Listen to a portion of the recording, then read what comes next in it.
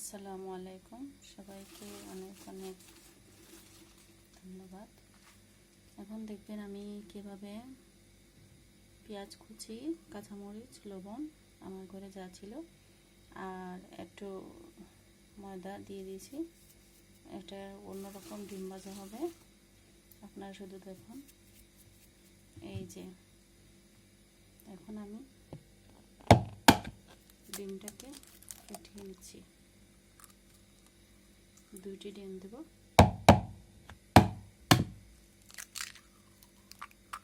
দেখুন 2টি ডিম দিয়ে দিলাম।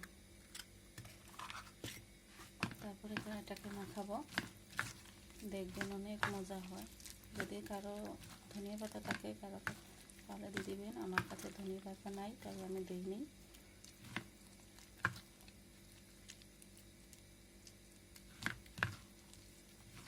দেখবেন অনেক মজা হয়, অনেক মচমচে হবে।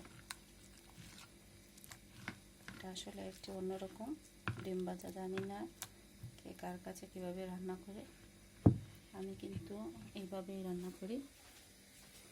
দেখছেন, এই যে এখন আমি এই যে তেলটা গরম হয়ে গেছে, আমি এই তেলটা দিয়ে দিচ্ছি।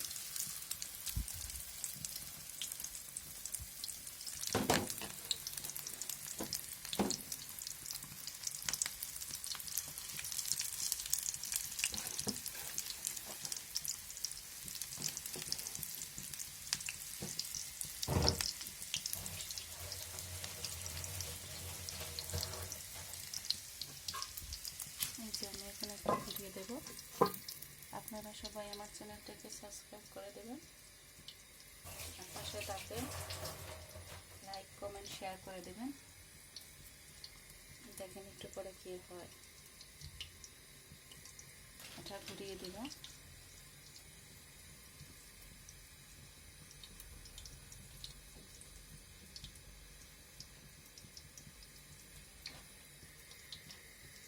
আগুনের আঁচটা একটু বাড়িয়ে দেবেন প্রথম।